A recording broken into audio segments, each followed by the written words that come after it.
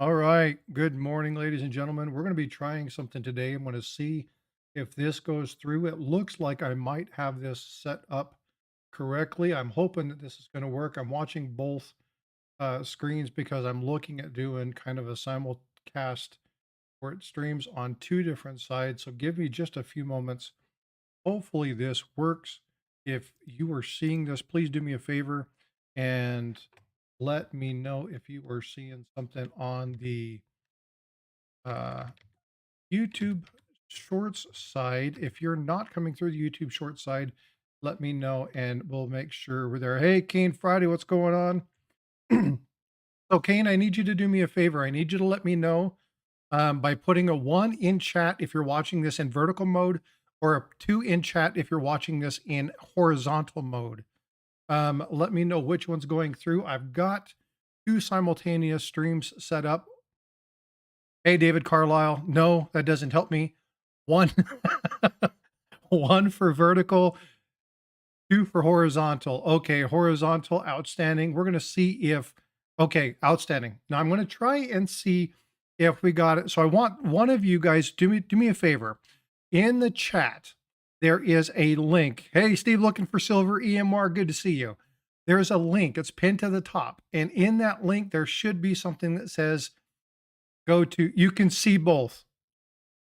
So you can see both of them are there.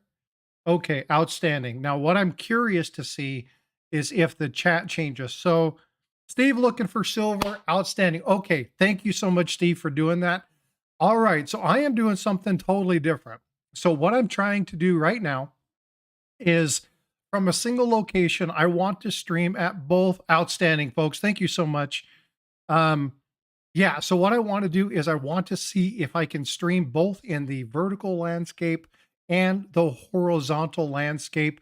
Oh, this is awesome. I'm so glad. This is really good because what I'm going to be doing, okay, so we got the chat. The chat is a little bit high. It's coming into my mouth.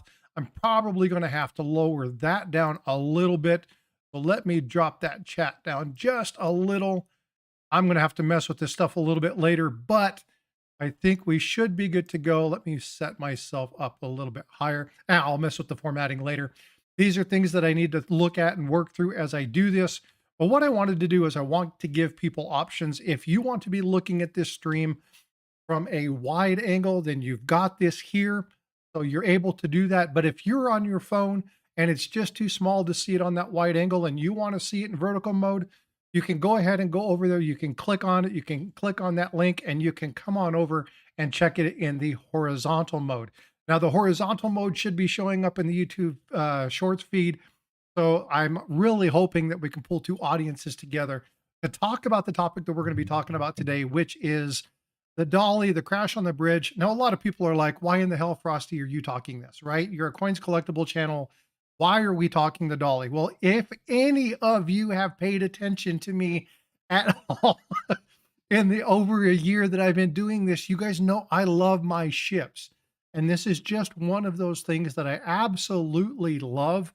And I really want to kind of talk about some of the situations that are here. I want to talk a little bit about the history of what's going on and what are all of the items that come together in order for an event like this to occur. So before I get into this, I'm going to do what I always do. I'm going to say hi to my fellow compadres that are in chat. So Kane Friday, thank you for being in here. Appreciate you testing it out. Steve looking for silver. Thank you for being a channel member. I definitely appreciate you, bud. Thanks for all the call outs that you do for my channel. I really, really appreciate you. Thank you also for testing it, letting me know which side you're in. That's awesome. David Carlisle, moderator extraordinaire. Thank you so much for being in here. I appreciate you. Scratch and go crazy. I hope you're doing well. Good morning, Jeff Davis. Again, thank you for being a channel member. I really, really appreciate this. EMR Coins, good to see you. Thank you for being in here. I appreciate you being a channel member as well. I already said Scratch. Malcolm, good to see you. Jesse Nuckenberg, how are you doing? Good to see you. I'm glad you're here in the chat. Oh, all right. Well, I think I'm caught up. Again, this is going to be a little bit different. I know you probably got different notifications, but if you're in the portrait mode and you want to see it in landscape, just go to the pinned comment and come over. Hey, HVAC Residential, what's going on? Begotten Solitude's in the house. Thank you, Begotten B. I appreciate you being here. What's going on, EMR? Again, if you're on your computer, you want to see this widescreen, then go to the, if you're seeing it narrow, I know a lot of people don't like that. Go ahead and click on it. If you were on your phone and you want to see it in more of the stand up mode, the straight up and down mode, the vertical mode, then you can go to the chat. You can go over, click on that, and then it will take you to the other format. This is awesome. I'm so glad this is working. I was really concerned about the item to happen. It looks like everything is going really well. So outstanding. Thank you for being in here. All right. So let's see. Who else do we have in here? It looks like we have, yeah, it looks like, hey, Jesse. Okay, good to see you. Ashes, what's going on? Ashes, you're in the vertical. Outstanding. Okay. So Ashes, as I've been telling people, if you want to go see it in the horizontal mode, you can go click on the link that's pinned at the top of chat and you can change that over. I've got this set up today to where I'm going to be talking about kind of the whole construct of how we got to where we got with the ship running into the bridge. There's been a couple of these. Hey, what's up, Strider? How you doing, bud? Bifrost is not here today. So, ladies and gentlemen, if you'll do me a favor, if you're the praying type, Bifrost grandfather is pretty much on his way to the greater place in the sky. And so Bifrost probably won't be here this weekend. She is going to spend time with her grandfather. Again, it looks like he's going to be passing pretty soon. So if you were the praying type, please do prayers for her. She's having an extremely difficult time. Her grandfather has been a good man to her and has been really supportive of her hobbies and things of that nature. So just be, offer those prayers up. And if you guys are in, turn off the advertising, please. It shouldn't be on. Is it on? Let me see. Hold on just a sec. I will do that. Give me a sec. Edit. Station. Do.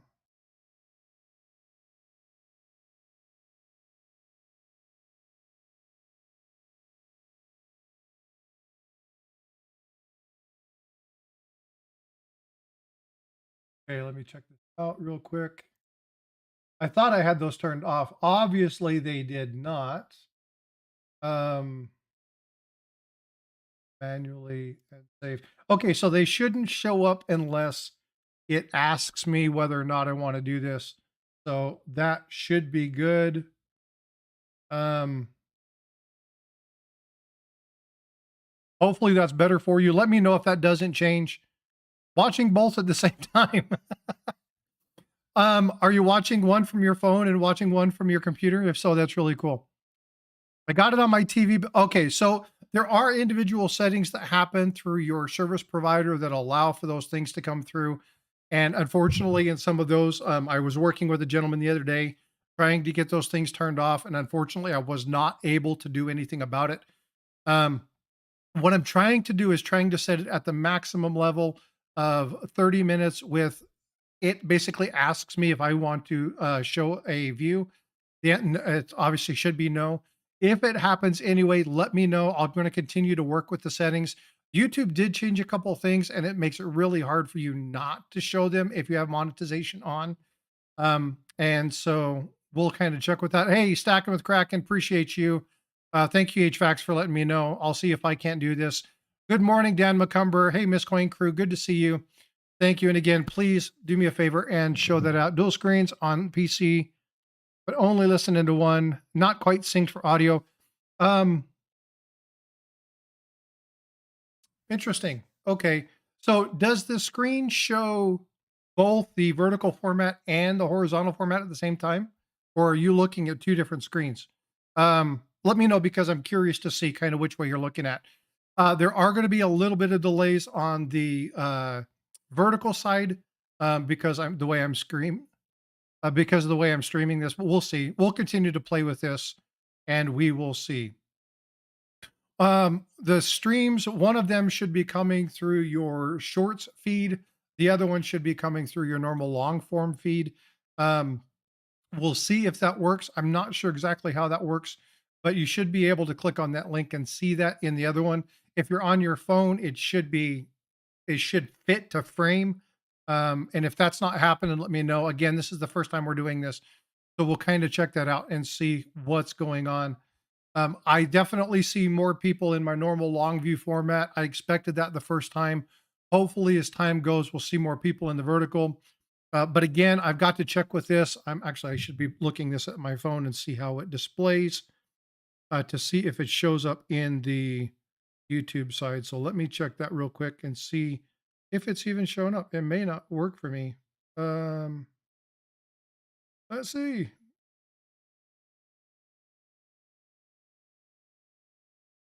Oh, you know what? Yeah. Okay. So I see this in the, yeah, it works just fine. I'm going to turn that volume down and I'm going to show that there. Very cool. All right. So yeah, the screens, dual screens on the PC only, but not listening. Oh yeah. Okay. There is going to be a little bit of delay. I've probably got about a 3 extra second delay between the wide format and the vertical. Now, Farm Dog, if you want to see the widescreen format in chat, and at the very top, there are some, um, there's a pinned link, and you can click on that link and it'll take you to the wide format version. So anyway, good to see you. Hey, thank you for coming in, Ashes. I appreciate you being a channel member. Dale M, hey, thank you for being in here. I definitely appreciate you coming in. I think I said hi to Stack, and if I didn't, Stack and Kraken, thank you so much for doing that, Farm Dog. Appreciate you being in here. Thank you for everything that you do. All right. So what I'm going to do is I am going to go through, and again, if you're not a subscriber, go ahead and click on that. Please support the channel. If you're watching this and you're not able to put into chat, it's free to you, but it really helps me out. So please make sure you're smashing that subscription. All right, so here's what we're going to do. I'm going to show you guys a little bit something. We're going to start talking about the general process of what happened with that bridge and the ship.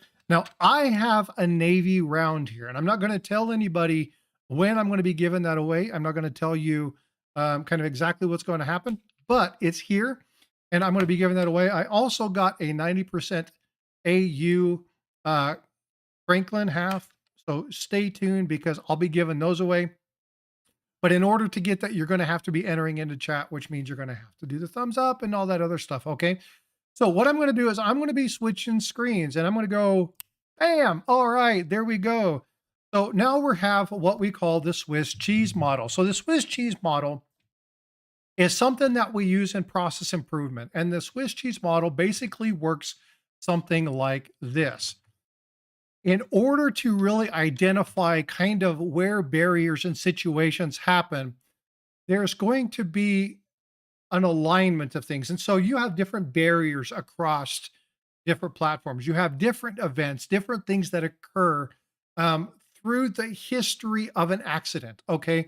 So as we're talking about the Dali running into the Francis Key Scott Bridge, there are some things that happened all the way along this path that just happened to align. So I'm going to be talking about some of those.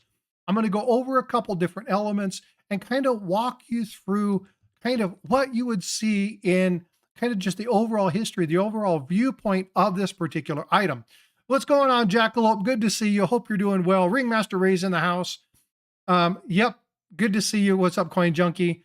Again, if you are in the vertical side and you want to see this on the horizontal side, then you can go ahead and click on chat. If you're on the vertical side and you're on your phone and you want to, or excuse me, if you're on the horizontal side and you want to see this on your phone and you want to look at it in the vertical mode, just simply go click on that link down in the chat that's pinned and click, and you can change back and forth between modes. So this is totally up to you and which one you want to see.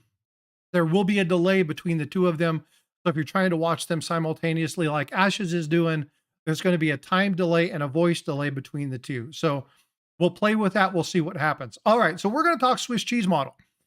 So in order for things to happen, in order for the outcome to be the incident, like what we had with the bridge being hit and the collapse and everything, there were some things that had to happen in order. So I'm going to talk a little bit about the history.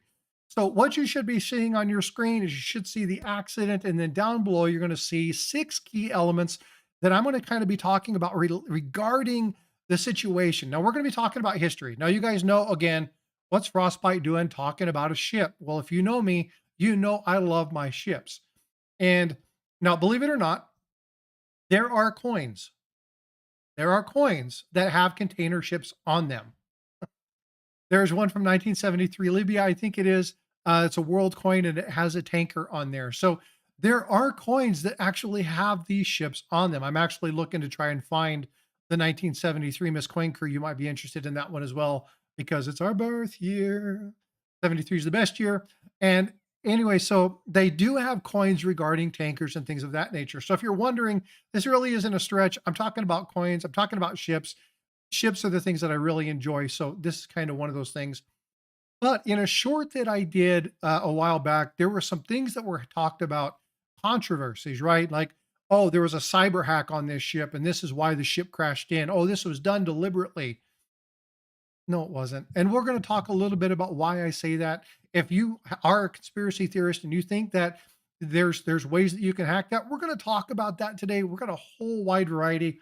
I'm going to show you a couple of things. I'm going to show you what I have as far as presentation.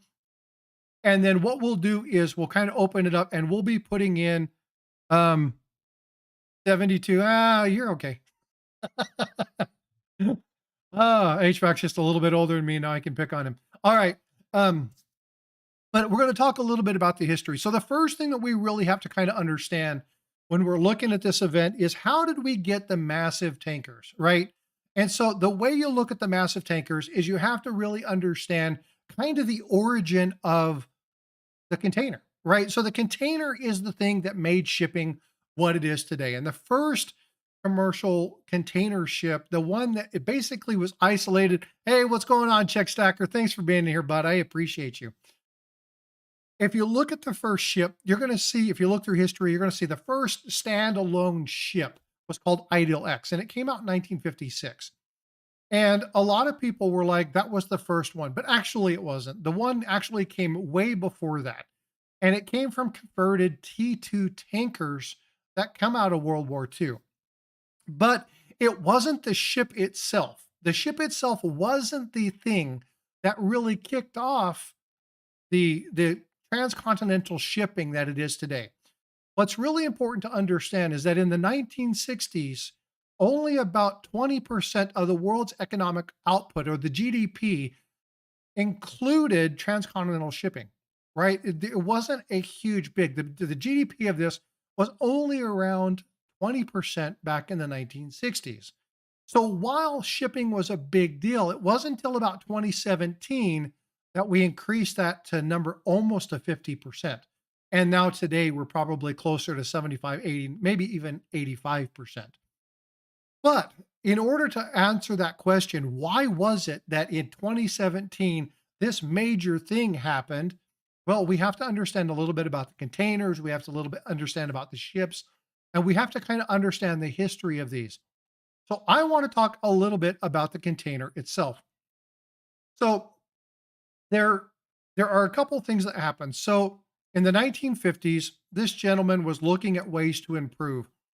Now, if you understand anything about old ships and talk about pirate ships and the storing of things like that, for my Navy brothers and sisters or my military members who ever spent time on a ship, you know that when you unloaded stores, in many, many cases, the way that you stack and move stuff was by the strength of your back. Good, strong arms. You picked it up, you moved it, and you stacked it, and you put it into place. And you would stack it in such a way that you would balance the yaw of the ship, right? The yaw is the thing that makes it go back and forth. And so, in order for your ship to run straight, you needed to make sure that the loads were balanced. Now, you can change ballast and things like that to kind of balance it out. But back in the day, they didn't really have that, especially in the old wooden ships. They needed to make sure that they balanced that ship. So everything they did as far as transport, whether it be silver, whether it be gold, whether it be treasure, whether it be food stores, the items they call them stores, but they're actually like storage. They all had to be done by hand. But it wasn't until the development of these containers themselves that actually really changed the way that we see shipping internationally. And the person who did that was a name by the gentleman by the name of Malcolm McLean. Now, Malcolm McLean was a forward-thinking gentleman, and he was like, "Look, we have these situations, we have these items that are stacked, we have these items that are put away, they're put aside. However, it's not really that safe for people. And so, how do we keep loads from shifting, right? How do we keep things from shifting and causing a ship to become off balance? And so, yep, balls are another one. Cannonballs, that is. Um, and so you had to worry about how do you keep things from moving around. And cannonballs had these really cool little stacks that they would set stuff on, and they had holes, and then they were grooved down, and then the cannonballs would set in, and then they would set the cannonballs in each side. They would stack them like a pyramid. If you go golfing and you see those little pyramids, you'll see that they pour the golf balls in, they stack into a pyramid. That's the same basic premise. So there were unique ways of stacking. But Mr. McLean decided that there's got to be a safer way to do it. There were too many dangers that were involved in the relation to shipping.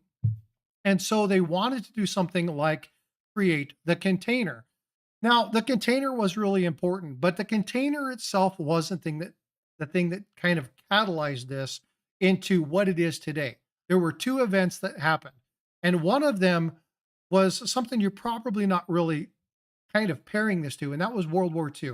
So at the end of World War II, we had these massive, massive oil tankers, and they were meant to supply oil and crude and gas all the way across the Atlantic to support the effort in Europe, right? We wanted to support the European effort. We had great big convoys. The ships needed to be supplied.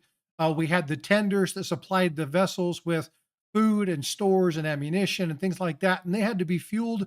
And so we had these massive, massive tankers that would be utilized to feed these ships so that they can continue to move, right? Same thing with submarines and things of that nature. So we had these massive vessels that would go back through World War II, and they would kind of go through and do this back and forth. So you had captains that really understood the channels. You had really good lanes and people who really understood kind of the construct and the method of these shipping channels and these shipping lanes.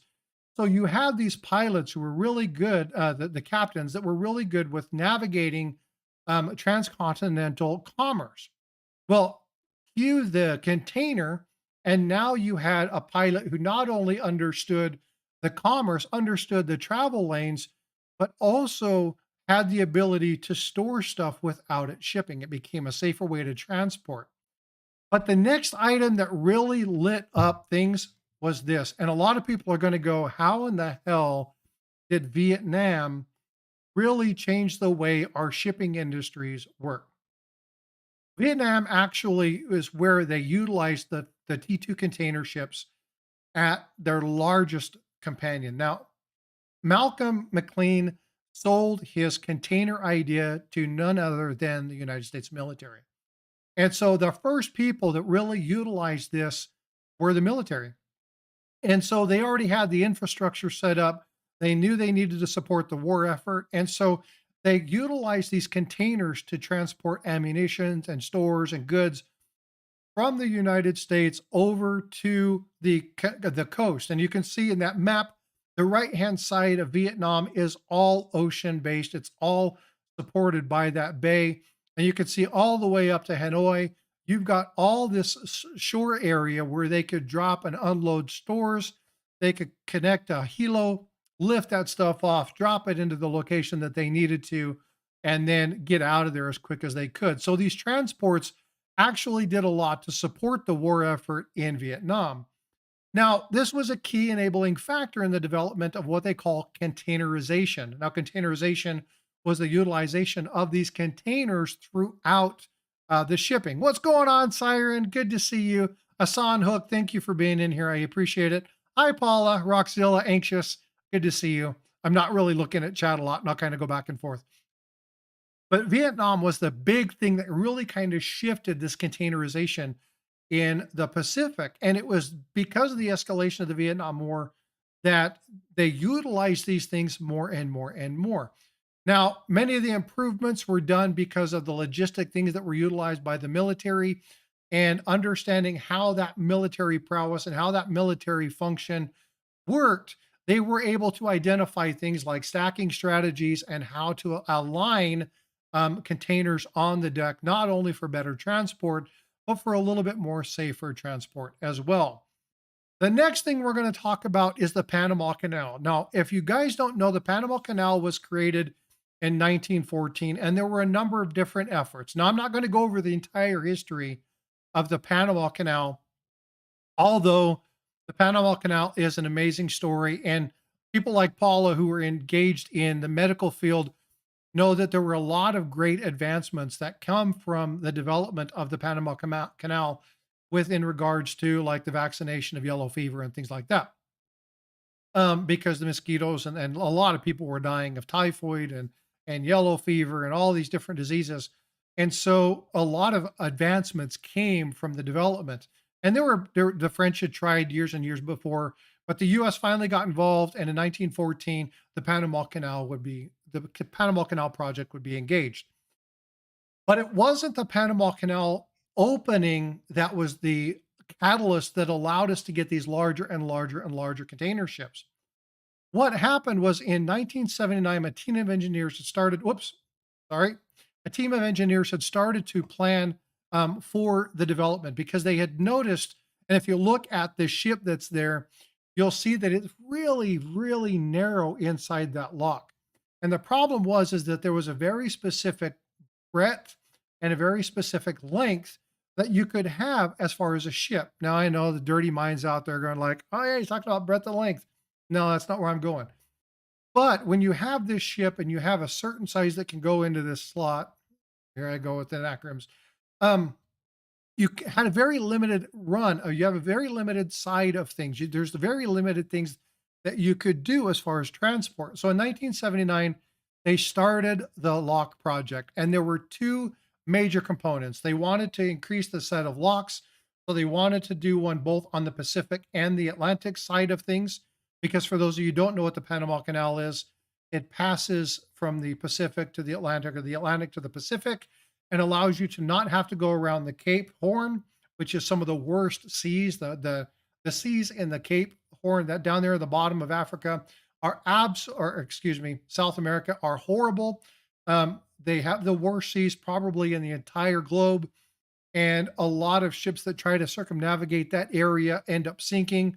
And so they needed to stop doing that. It was very dangerous. So they created the Panama Canal. But what they wanted to do is they wanted to open this up so that you could have a wider displacement ship and you could have a deeper keel. So they needed to dredge it out, make it a little bit deeper, and they needed to make it a little bit wider so that you have some of these larger and larger and larger ships that were allowed to go through this. Now, the ships, when they get staged in a place called Gatun Lake, Gatun. And so what they would do is they would bring ships in and they would see if they ran aground, and then they would dredge and they would open these things up and expand that channel length. Now, why am I talking about all of this? Well, it's really important to understand that this was one of the primary reasons that the Dali was able to be created. Now, the Dali was what they call a Neopanamax. Now, a Neopanamax container ship was something that was only available after Panama expanded. Before Panama expanded, these size ships were not able to go through that. And therefore, they only had to stay within their region. They could only stay Atlantic, they could only stay Pacific. And because a lot of that required navigation through the Panama Canal, the size of ship was limited. But now you have the Panama Canal that expanded. Now, so you have this larger, just went blank. You have this larger area where the ship can go in. And when the lock, that's what I was thinking of. When the lock went through, 75 and pennies with the $5 super chat. Thank you, 75 and pennies. I appreciate you. Happy Easter to everybody. Thank you so much. What's going on, Papa York? Thank you for the super chat. I really, really appreciate it. But it's because of the expansion of the Panama Canal that this was able to actually happen. Now, again, we talk about the Dali and we talk about some of the things that happened. We're going to talk about some of the Swiss cheese items. Okay, so the first thing that happened in the Swiss cheese, going back to that Swiss cheese reference, is the ships being transported from tanker to containers, right? The containers. That was the first element. Once the container is aligned it aligned and was able to connect to T2, which is the container ships that were utilized in World War II. That's the first hole in the Swiss cheese. When we get to the next one, the next hole that aligned in the Swiss cheese was the Panama Canal. So now we have 6 layers of the Swiss cheese. They're all kind of whatever, but you finally have the third layer aligning up. The fourth layer is the creation of the Neopanamax ships that were quite large. Now, the overall length of one of these is about 300 meters or 985 feet. Ironically, the ship that I served on was 985. It's USS Cushing. Go check it out. Pretty cool ship. It had a beam of 48.2 meters, which is about 158 feet. The molded depth, now the molded depth, if you can see this, you'll see that kind of highlighted area that is kind of, it's a shaded, you'll see kind of the molded look on that. You may not be able to see that very well on the vertical view, but that gives you kind of an idea when I talk about molded length and gross and overall and beam and summer draft and the TEUs, that gives you a good idea. The graph on the right, just over here on the right side of me, that's the one that kind of gives you the specifics. Hey, what's going on, Seven Stacks, Shellbean? Thanks for being in here. I appreciate you being here today. But it's all of these items that allowed for the Dali to actually become a factor in this. Now, I said something in a short and in my descriptor when I was talking about this stroke where the puff of smoke came out. So as the ship was coming along, you've seen the big billow of smoke. And I said something incorrect because I wasn't quite sure of the structure. And I said that the Dali was most likely a dual prop ship that allowed for 2 engines, and it's not. It's only one. So again, another alignment of that Swiss cheese model.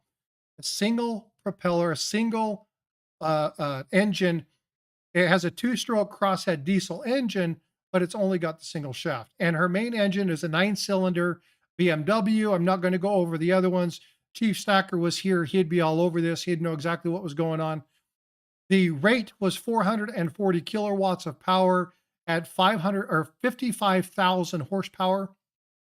And the max speed is 22 knots. So it's a pretty big engine for this.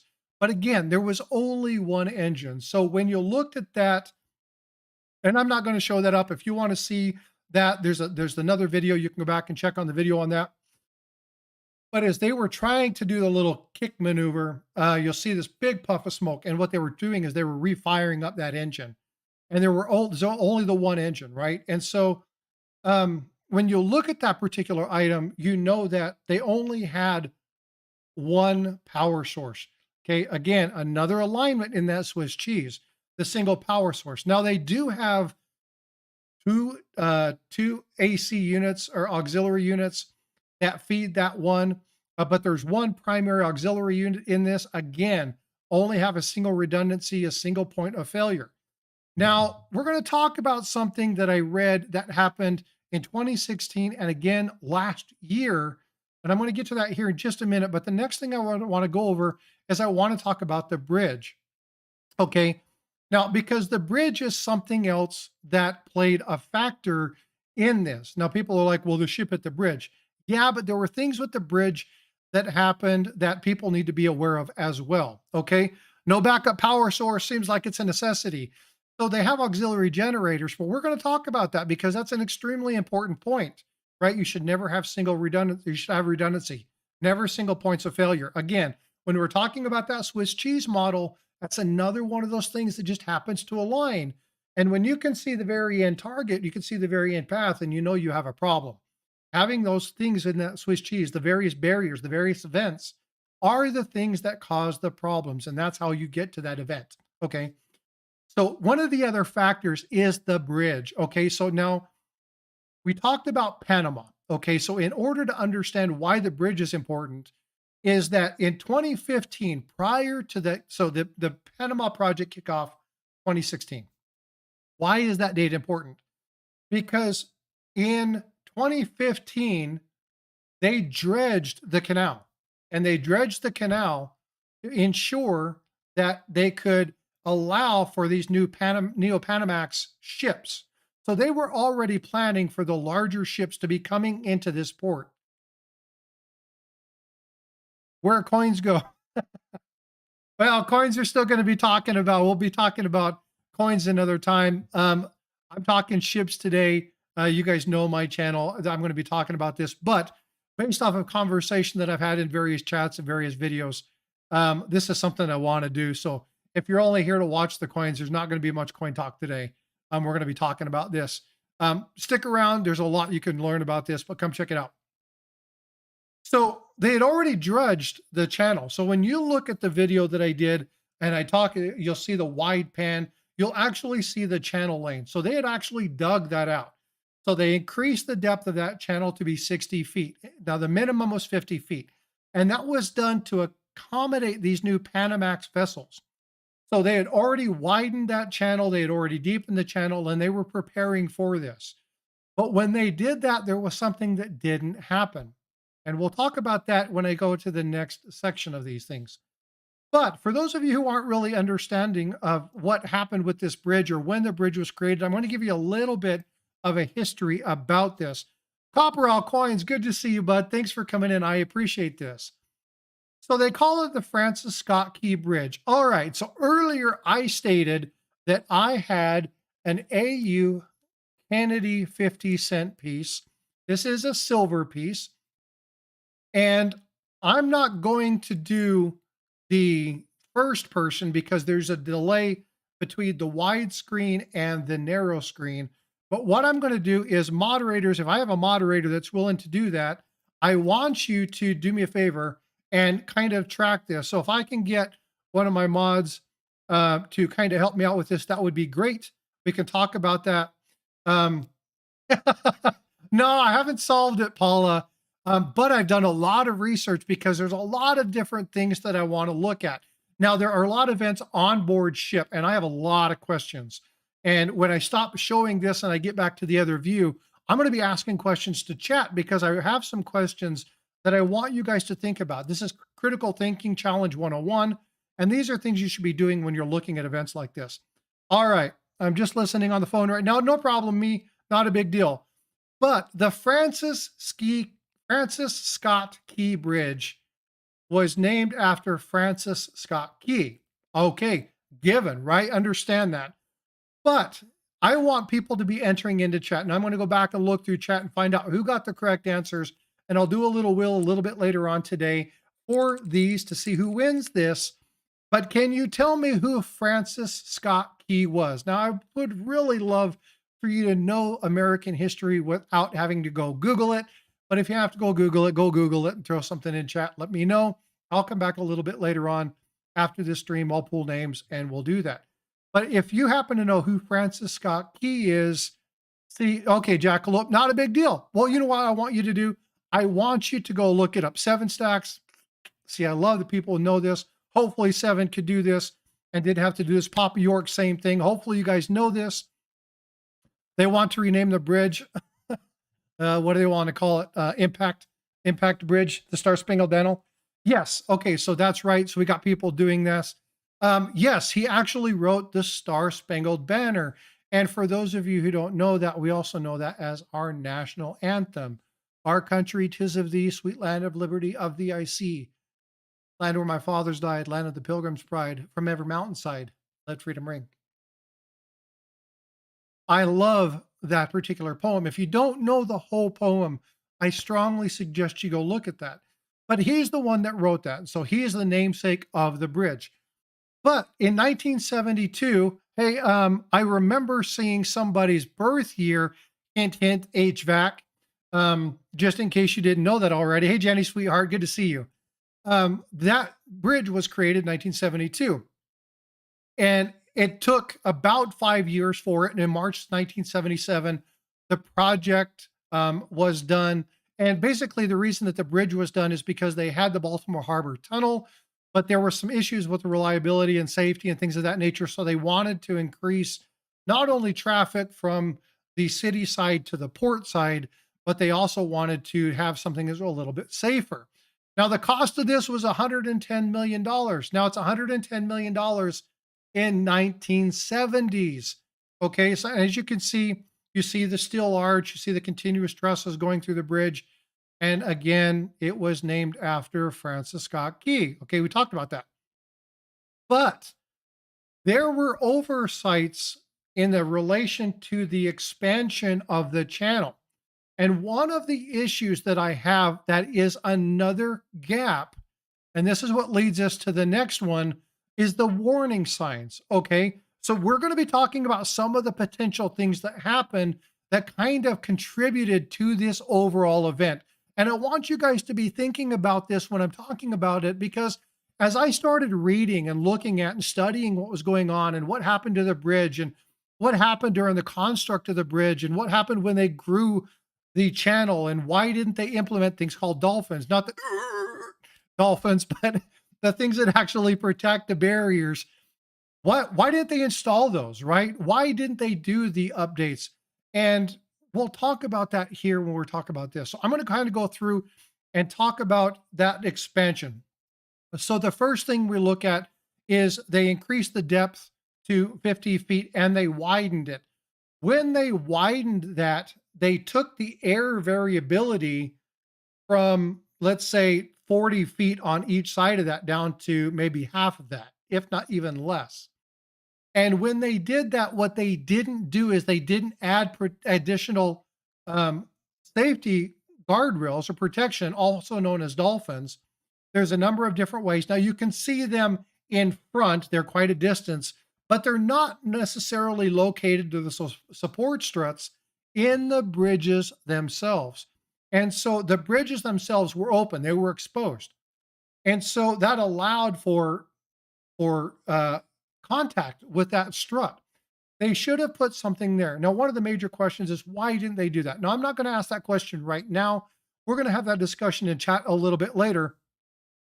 But there's going to be, and again, I've seen other people talk about other bridges. Yes, there are other things. There are other people that have talked about this. This is not the only bridge. This is not the only ship this year or within the last year to have had a ship run into it. And when you look at these things, we look at safety concerns and cautions. Now, ships lose power, not a problem. Drawbridges lose power. We understand that. And there are things that are in place. And I'm going to talk about some of the items that also contributed to this. But again, we'll talk to that a little bit. The other one is I want to talk about the Dali. Okay. Now, we're still going to be talking about the early warning signs, but I want to be talking about the Dali. So I'm going to be showing this, but again, I'm going to go back to this screen. And the reason is because I've got some notes on here that I want people to understand. Now, if you've read this at all and you've looked into this structure, you'll find something that happened. The Antwerp berth collision happened in 2016. Now, you probably have no idea what that is. What that is on 11 July of 2016, the Dali actually collided with a berth. Now, the berth is the actual dock. It's so when you berth a ship, when you dock a ship, the berth is the area in which you pull up to. And so in 2016, the front of the Dali impacted the berth. And that was in Belgium, the port of Antwerp. And it caused significant damage to her stern. Now, this was noted at various times throughout that there were structural damage. Now, this was owned by Ocean Bulk Maritime. It's a Greek company, and it was chided by Maersk. You've probably seen that on the shipping vessels and the containers. They're a huge, huge company. And when they looked at some of these things, they have their own service history, and then you have the various ports. So for instance, the port of Chile and the port of Antwerp and the port of Baltimore and Baltimore Harbor and port of Corpus Christi down here in Texas. So you have the ports and you have the port authorities and you have the various people who look and investigate things. They looked at the service history. And here's something that really got me. This was something that really kind of set me off because it was like, as a person who has served in the United States Navy, as a person in the video that I did the other day, I talked about serving time in an engine room. Now, I was a weapons person. I dealt with sonar, I dealt with torpedoes, I dealt with anti-submarine warfare, I dealt with fire control. But as I was learning get what they call ESWAS, it's your surface warfare, to understand the entire makeup of the ship. I spent time spent watch in an engine room. I understood the control panels. I understood the engineering system, the steam systems, chill water systems, the crap sewage systems. And I look at some of these things, and there was something that was I read in a service history that happened in June of 2023. And this is a major factor. This is a major issue. And this is something that it no longer showed up. But I want to introduce you to a term now. How many Navy folks, if I have a one, if for those folks that were in the Navy, if you were on and in the streams and you were in, I want you to put in a one. Okay. Because number one, if we're in the Navy, you've heard of this term before. It's called Gundecking. Gundecking is when you have a job, it's a service job. You have this list of tasks. You have these things. I know me, gotcha. You have this list of tasks that you have to do. You have service schedules, you have maintenance schedules, you have things you have to do. You have to make sure you do things. No problem, Ida. Good to see you. I didn't see you come in. I just saw somebody say hi to you. Hey, Sterling Cannabis, good to see you. You have this list of things that needs to be done, and they are things like making sure fire extinguishers are done. Excuse me, goodness. You're looking at gauges, making sure that your gauges work.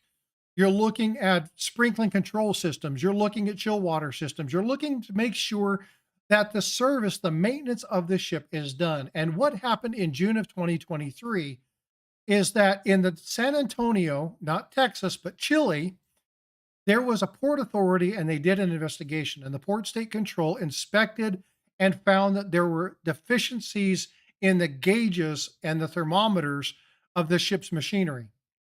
Now, the ship wasn't detained. They were allowed to work on it. They said the deficiency was corrected, but it had to do with the engineering and the machinery. Now, if anybody understands, now I don't know if people have seen this, but if you've watched the movie of the first nuclear submarine in Russia, and you watch that, you look at the issues, and they had where the thermonuclear reactor that was there in the sub, and the technician, they see it's in, the engineer's there, and he's looking at it and he taps it and it doesn't do anything, and then he taps it one more time and the gauge jumps, right? That's a significant problem. If your gauges are not working, they don't tell you the whole story about the health of the system.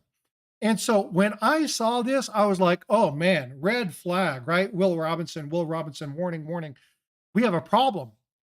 And the problem is if your gauges are not working, you don't know where your system's at. You don't know what's going on.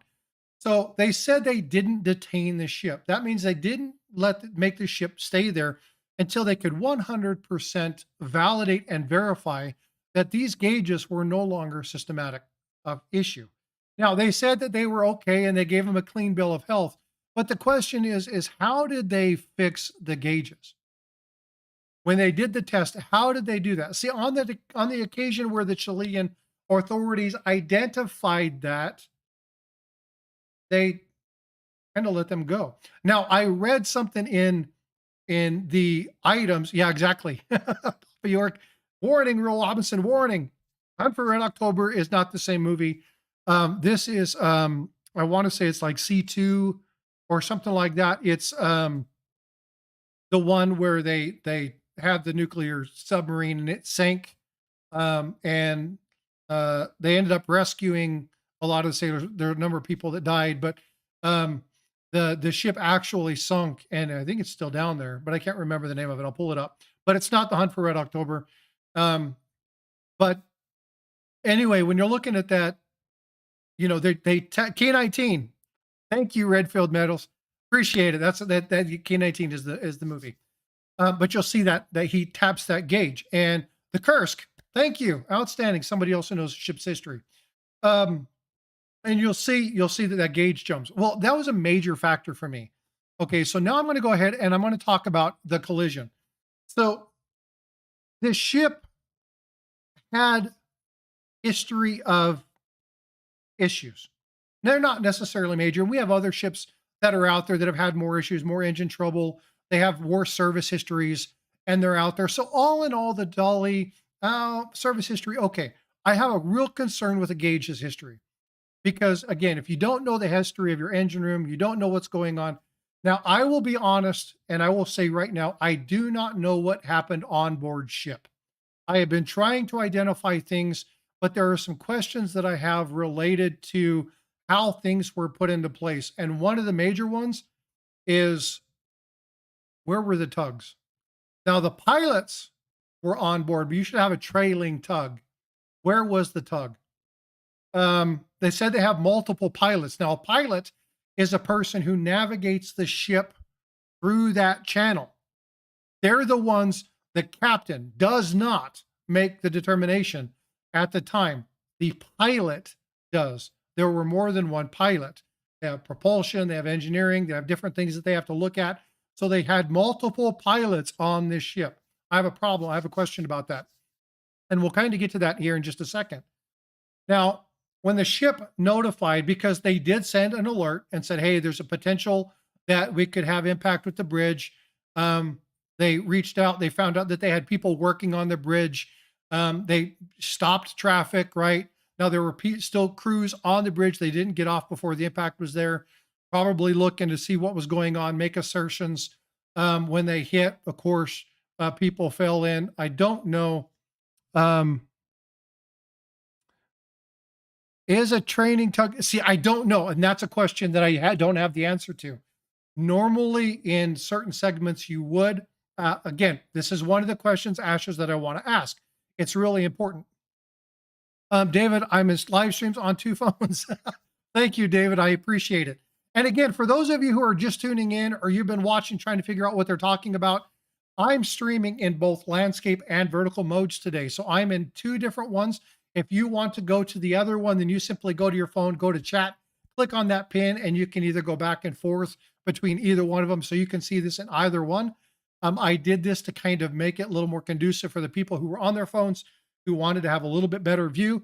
You can see the information down below me. You can see below me again, right? Clean minds, folks. And I do have the chat below me, and I'm not sure if that happens on this one or not. But so if you're in one, but you want to be in the other, simply go to the chat, go to the pinned comment, and you can do this. If you haven't already done so, yeah, exactly. Below me. It's below me. Okay, I'll articulate a little better. I was talking about shafts, and I was talking about girth and width and length and dimensions, and now I say below me. I'm going to get squirreled if I don't stop. Okay, so if you like this format, and I want you to tell me if you like this format, if you like it. Okay, fish sticks. Miss Going Crew, you're going to get me in trouble. All right. But anyway, I wanted to really kind of make this more conducive to whatever platform you're on. So I really do appreciate you letting me know which one. If you like this, great. Thumbs up. If you're new to the channel, please make sure you're subscribing. I'm actually really, because I love you too, Miss Going Crew. My squirrel sister from another mister. So much fun. Brings a lot of joy and humor to the community. So love you, my friend. Really do appreciate you. So let's go ahead and get back to this. Now, the ship did Mayday, right? And this is one of the things that was we're told very on. They did say they were doing this. But here's something else. Now, Ashes asked the question, okay, looking at the port, okay, ordinarily tugboats help to maneuver their ships out of their docks and doesn't require extended tugboat. Okay, great. So here's the important thing about that, Ashes. Okay, do you know what they were carrying? Who in chat knows what the Dali was carrying? Who knows what her storage was? The primary item on board that ship. Who knows? Who knows? Who can put in chat? And who knows, if you're watching and you're not heading into chat because you're not there, then do me a favor. Hazmat. Yep. Hazmat. Hazardous material. 95,000 tons. 95,000 tons. Okay. Why would you not have a trailing tug? Why would you not implement additional security measures? Why would you not engage in that extra little bit of caution, knowing that the primary item on board that ship? Now, there were other things on board the ship, there were other goods as well. But why would you not have a tailing tug? Why? Yeah, hazmat.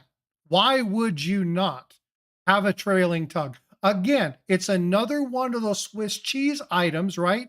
And I'll go back to the very beginning of this, and we're talking about Swiss cheese. Now, why am I showing the Swiss cheese? The Swiss cheese is a model that we utilize to identify gaps and barriers in the system that aligned to have that event. One of the major events, they didn't have the dolphins on the bridge. They didn't have any way to deter or redirect that ship away from the pylon. There should have been something that would allow that ship to gently push against and then come back off. They're weighted to, 10,000 or 100,000 or 200,000 tons that would have stopped that ship. Now, the ship would have stopped, it would have saved and protect the bridge. Number one. Number two, service history of the Dali. The service history of the Dali was in question. I got to drink something real quick. The service history of the Dali is in question because I don't know. There's nothing that documents that those gauges were actually solved. They were resolved. We don't know that there weren't engine problems when that ship took on the hazardous material. I would be really, really, really happy to see the engineer's safety inspection report to find out what that ship's classification was when it left. Had they actually done a full inspection, did they notice anything with the engineering systems? Did they notice anything with the auxiliary systems? Did they have any warning signs? If the captain or the engineering team were aware of it, did they state it? There's going to be a lot of stuff that comes out of the investigation of this, and I don't pretend to know. I don't know. I know that they had major system outages. I know that the main engine system failed. They kicked on auxiliary. That auxiliary allowed the engines to fire. That's why you see the puff of smoke as it went back through. They started to make that pit maneuver, try to swing themselves wide into that channel.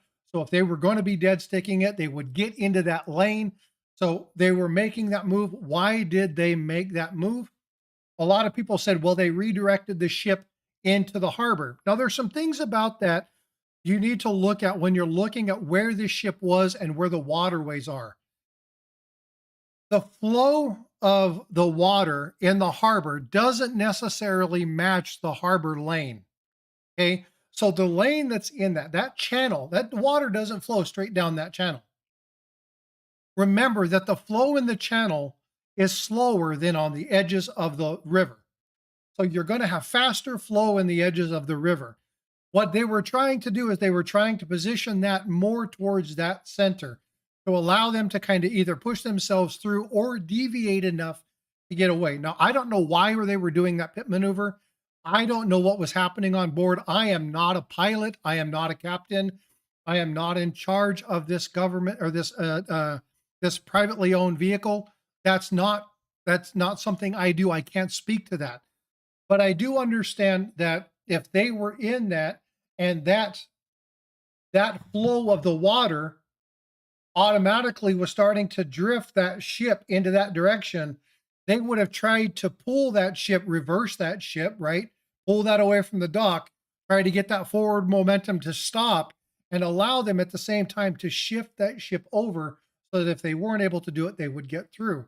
Unfortunately, when they shift that, the direction, now they were putting it in reverse. I guarantee you they weren't throttling it, right? They were going to reverse that. What you can't see in the video that I showed was the water. And I talk about that in that other video. You can't see the water level. You can't see the churning of the water. You can't see the ripples on the roof. So you don't know exactly what's happening in the water. It's not a really cool picture, a clear picture. I haven't been able to see that very well. So I don't know what's happening. So as we come through and we look at the harbor. So again, when we're looking at these two areas between the bridge, right? When we're looking at the bridge and you see that area between the bridge, they were trying to kick that ship out and around, trying to make sure that it didn't hit. Intel have received this opportunity to hurt the USA last officer on board to guide them. It was sabotaged and then it was hacked. Well, okay, so here's the thing. This is another question that I want to have. Um, they want to say that the bridge was hacked. Okay. Could that have happened? Maybe. I don't know the answer to that. And the reason that I don't know the answer to that is why would they do it here? I want you to think about this. Why would they do it in Baltimore? Now, Baltimore is a big harbor and it shuts everything down. It's going to close it down for a week or two while they clear out. They're going to have to redredge it. They got the cranes there. They're going to be doing that. But why here? Why not in the port of Singapore? A much larger, some sort of devastation in Singapore would put an impact to much of the global commerce that happens. Not here. I don't see it as being a cyber attack. I see it as being somebody who gun-decked ship systems. I believe it as a failure that's there. It's the number one port. No, the New York harbor, the New York port is much bigger than Baltimore. Now, it is a very large one. It's one of the largest ones, but it's not the biggest one. The Jersey Port Authority, the one between Jersey and New York, is by far bigger than this one. Now, this is a very large one. Don't get me wrong. This is a very large one. And it would impact, but it only the impact is going to be minimal, right? Now, could they have done it because there's hazardous waste and things of that nature? Could they have done? Maybe, right? But when you look, so how many people know, and is Paula still in here? She may have already bailed because we're not talking about coins. But here's the thing, Occam's razor, okay? Occam's razor. The simplest explanation usually is the correct one. Now, it's really easy to say that you have hacking. Okay, great. What would be engaged in that? How would you have to do it? Number one, there's some questions that I have for you, okay? So I'm going to go ahead and I'm going to jump back out of this. I'm going to go ahead and bam, bring myself back over here so we can get back into the chat version of this. And I want to bring this up. Now I'm going to pull up my chats. Give me just a second while I move these around. I want to make my chats a little bit larger because I'm going to be focusing more on the chat and less about the stream health and all that stuff. So give me just a minute. I'm going to make these a little bit bigger here. I've got some terrible eyes, but I want to be able to read these because the chat is where this is going to. Yeah, it lost power. I mean, yeah, it's quite clear that it lost power. I don't think it was done on purpose. So if you look at the information that's before you, right? They had a known history with issues within the gauges, right? There was something we already knew that they had potential issues. They heard the pilot was Ukrainian and did it to protest the USA and conspiracy theories, right? They're easy, but here's the question. Okay, why this particular ship? There was more than one pilot, right? When they did the pit maneuver, did they move forward? No. When you have a ship that fires off, okay, and you have to look, okay, you have to look at the items that were there. Could it be because of the materials that were there? Potentially, okay, yeah. Could it be there? Yes, but you have to look at the logistics and the things that were there. Conspiracy, it's really easy to just say, oh my God, you know why? You know why conspiracy is such a big thing right now? It sells. It gets views. It's BS. People want views. Conspiracy theories draw viewers. It's really easy to say, this fake coin cost me billions. And you know what? If I put that down in the title and that's my intro, I'm going to have tons and tons and tons and tons of people come listen to me spout crap. Why? Because people want to believe the mystery, the chaos, the craziness, right?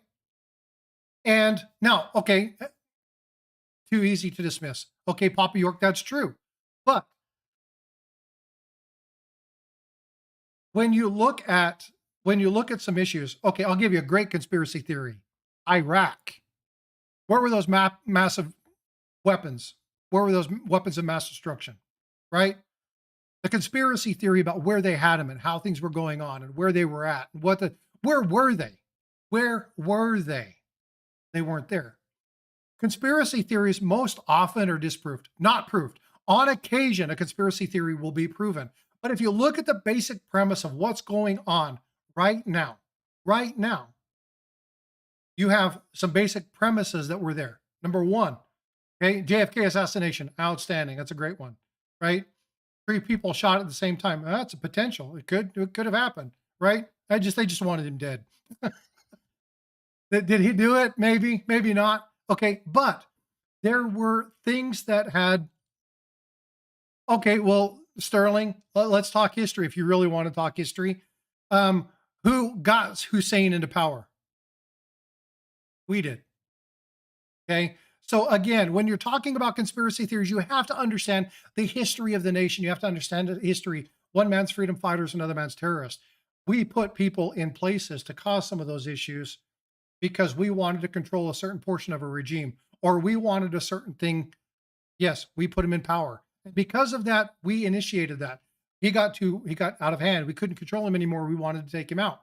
Right? It's really easy for us to say conspiracy, but you have to understand the premise behind what's going on. I don't think that this ship running into the bridge, you got to watch the time. I don't think the ship running into the bridge is a conspiracy.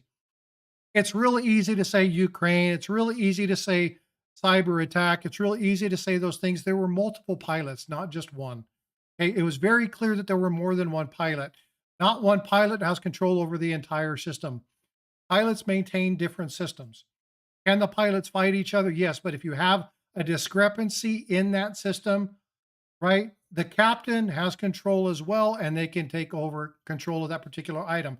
If a pilot was doing something, the other pilot would have told the captain, they would have taken over control, and they would have done that. I don't agree with the conspiracy theory about it being somebody whose war-torn country is doing this because they don't like the fact that the U.S. isn't supporting them. I don't subscribe to that at all.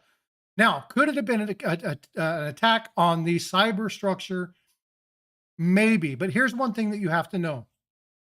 The navigation system on that, is it an open system or is it closed? Meaning that the only connection between that navigation structure is between them and the parent company. Do you know the answer to that? Because if you don't know the answer to that, you can't state whether you know that it was attacked or not. If it is a closed system, it's very unlikely that that would happen because if it was a closed system and it was attacked, they would have shut all the ships down. This would have been a worldwide event, not a single isolated issue. So if you're looking at these navigation systems, you have to ask that question. Is it a closed system? I don't know the answer to that. And I wouldn't be able to answer that particular question for you because I don't have enough information. But what's the likelihood that somebody would have been able to hack a closed system? Very slim. So Occam's razor, right? The simplest answer is usually the correct one. Is that really simple or does that get really complicated and convoluted?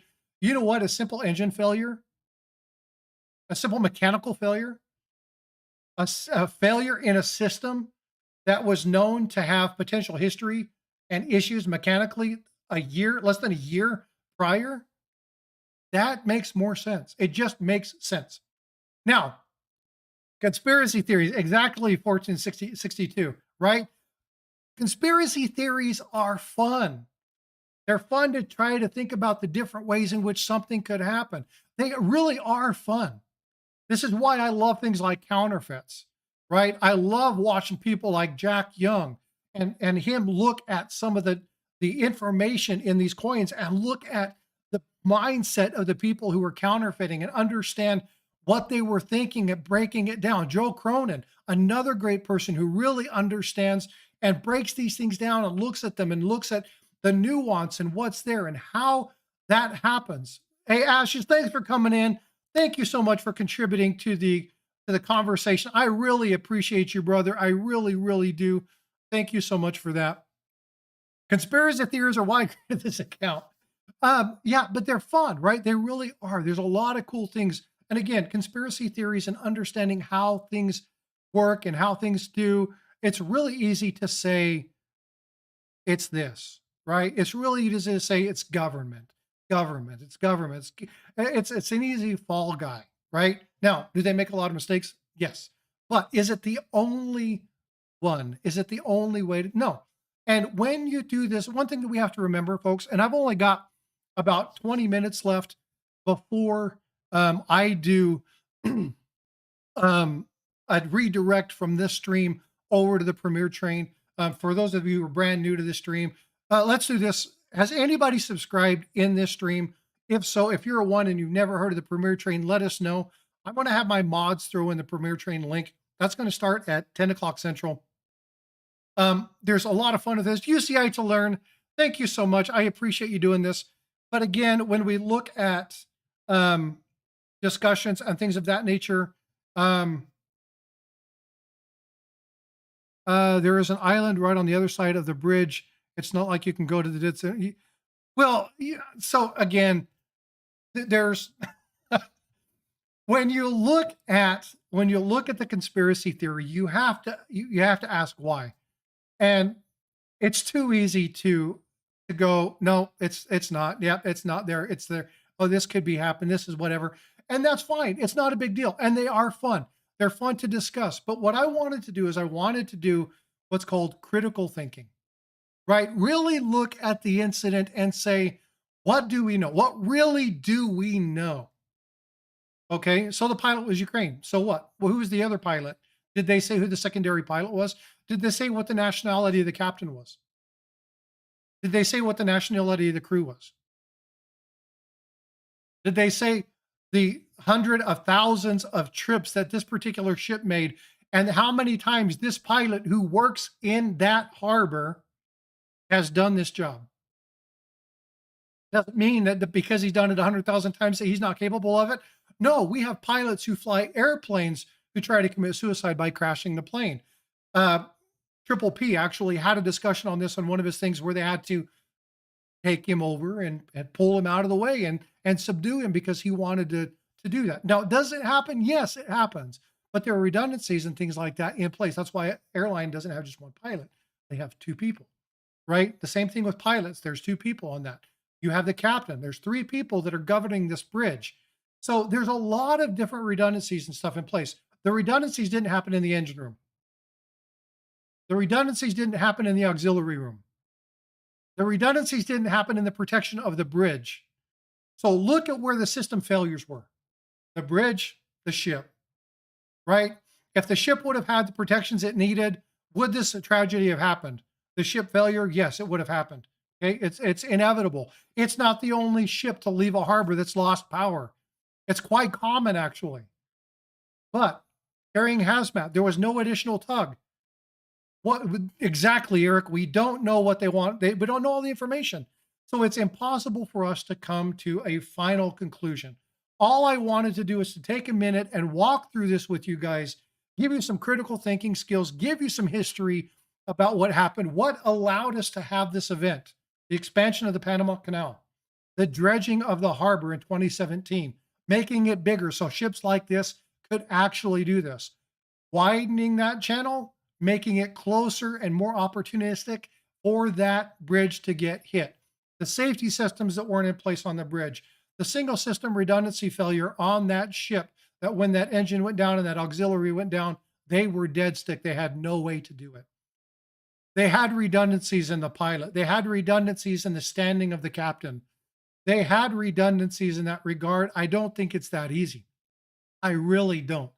But when you look at where the potential failures were, it's quite clear to me that this was a systems failure in the engine room, failed component of an auxiliary system that could not maintain the power. When they put that up, they throttled that to that 55,000 horsepower to get that ship to reduce that forward momentum to try to get that thing to stop, probably because they already had port authority on the line saying it's potential that we're going to hit this bridge. They were able to shut systems down. There were too many things that don't point to the conspiracy of the pilot. If their pilot was there and they weren't going to do it, they wouldn't have notified. There wouldn't have been a mayday. They wouldn't have issued those items. It just doesn't hold water for me, right? It's a glass that's held upside down without a lid on. It's not going to hold the water. It just doesn't make sense to me. But there are things that were put in place. And again, looking at that Swiss cheese model, all those things aligned. And I believe that is why it happened. Now, for Fun 62 and competence, maybe. Okay.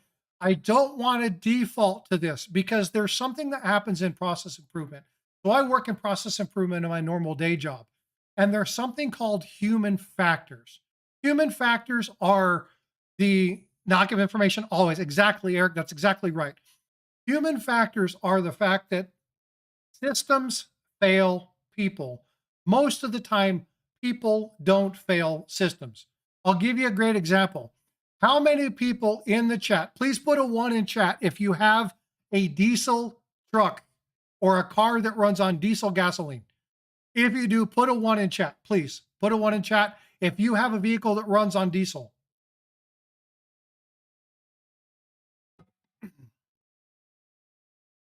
We don't have any diesel drivers? Come on. I know somebody works on a farm. Come on, somebody's got to have a dually. Okay, you drive normal. That's fine. That's cool. David's in both streams. I'm like, how did he pop up in both? Okay, so here's the thing. Farm dog. Okay, farm dog. When you go there, right, is it possible to put, now, where there's a will, there's a way. Where there's a blonde, there's a moment. Okay, but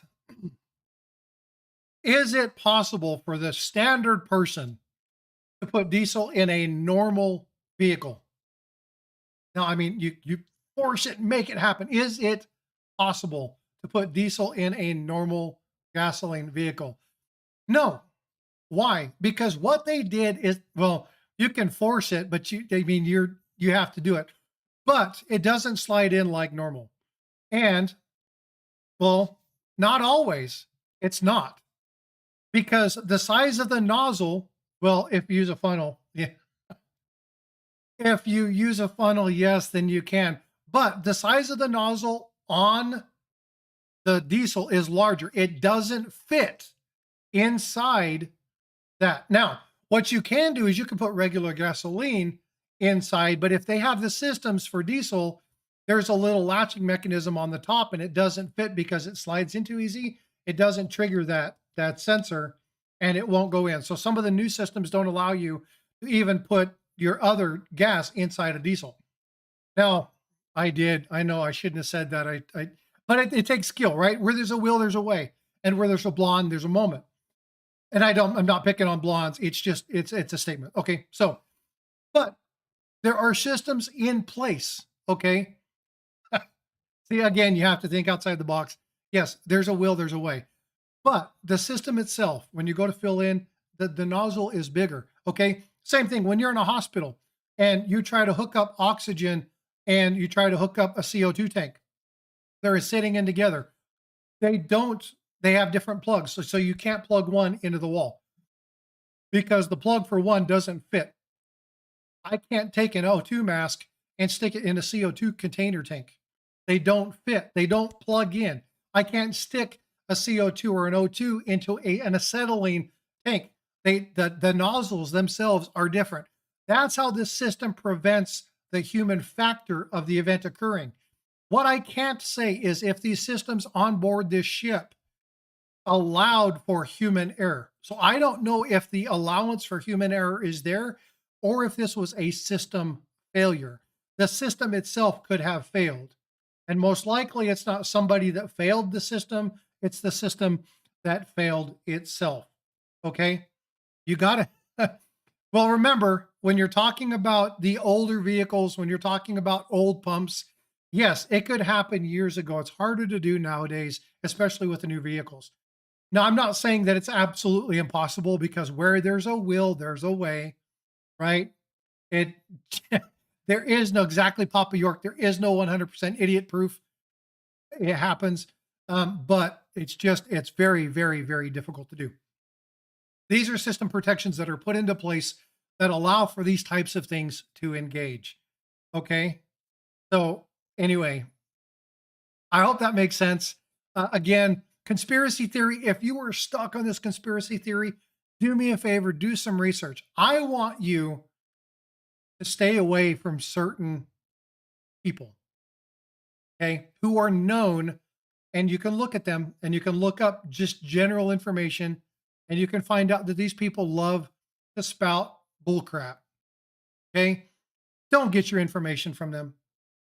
If they are known to be stirrers of the pot, don't get your information from them because they're looking for views. They're looking for subs. That's all they're looking for. They're not looking for truth. They don't care about the bottom line. They want to stir the pot. We have members of that in our community who love to stir the pot. They like conspiracy. They like this stuff. And you know what? It's okay to like it, but I want you to do me a favor. Prove it to me.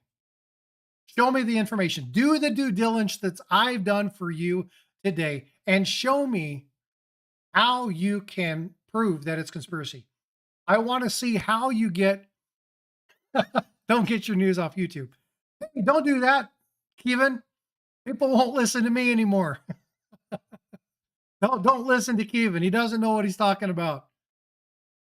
You know, forget the man behind the curtain. I'm just kidding.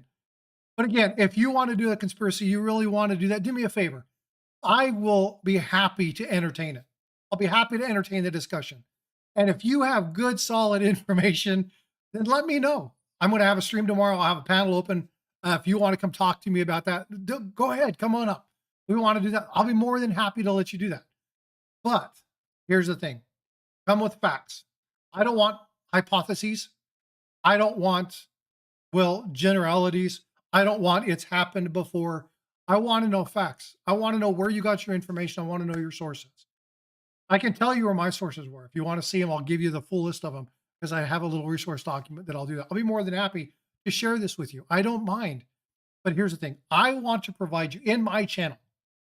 Okay. I want to provide you the best realistic, truthful information that I can. If something comes out, and this ends up being a cyber attack and they have proof, they validate it, and there's an engine system and there's something that happened and there was code that was put in and this was a malicious attack, I'll come back and I'll speak to it. But I don't believe it was.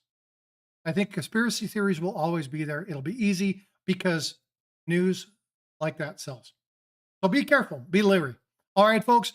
All right. So I'm going to do me a favor. I'm going to do me a favor. Okay. I'm going to go get some more coffee and I'm going to get ready and head over to the premiere train. If you are here for the first time, thank you so much for being here. If you are a channel member, thank you so much. If you're a subscriber considering being a channel member, again, I don't ask you guys for super chats. I don't ask you guys for gift memberships. That's not something that I do. I'm here to provide you information. This is what I love to do. If I do something and you really like it, if I do something and you're really interested in it, or if you have an idea that you really want to see, whether it be coin or silver or gold or numismatic, counterfeit, you want me to try to reach out and get certain people online, you let me know. My channel is for you. So if there's something that you want to know, you tell me, we'll do this, and I will do my very best to do what I can. Okay. So most likely I'll have my normal makeup, my normal Paula and them will probably be up here tomorrow. Hopefully Eric is here if he can be here tomorrow. Tomorrow is Easter. If you can be here, be here. If you can't, you can't. I fully understand. Not a big deal. But ladies and gentlemen, thank you so much for being here. Thank you so much for all that you've done. I really appreciate it. 75 in pennies. Again, thank you so much for the super chat. I really do appreciate you. I really appreciate Kevin Rose, the $1.99 super chat. I really appreciate you. And again, I don't do this because I'm asking for money. I don't do this because I'm asking for memberships.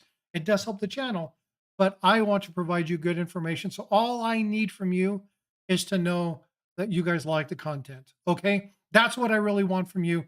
All right, folks, Miss Coin Crew has thrown in the link. If I can have somebody throw it in the other side. So for the vertical view, if you can do that, please make sure that you're throwing that link over there. So if I can get David Carlisle or Eric to throw that in that vertical stream for that, please, please, please throw it in there. Yeah, no worries. And again, if you can't make it, it's Easter. Okay. Family comes first, folks. Family is the priority always. Family comes first. But If you want to come out and hang out with me, if there's anybody who wants to, I know Paula might has family and grandkids, and they might be doing Easter eggs and all that stuff. So she might be or she might not be. Hey, is Stan here? Sorcerer Stan, what's going on, bud? Good to see you. I love that name. For those of you who weren't tracking, everybody here should know that Sorcerer Stan made a massive, massive impact along with um, Invisible River Ranch to really blow up St. Jude. That was absolutely amazing of them. Sorcerer Stan, you're a stud. Invisible River Ranch, you're awesome. For everybody who contributed and helped with St. Jude, y'all are studs. This community rocks. Thank you so much for everything you do. Ladies and gentlemen, this is Frostbyte. I bid you adieu. I will see you tomorrow. Take care. Be well, be blessed.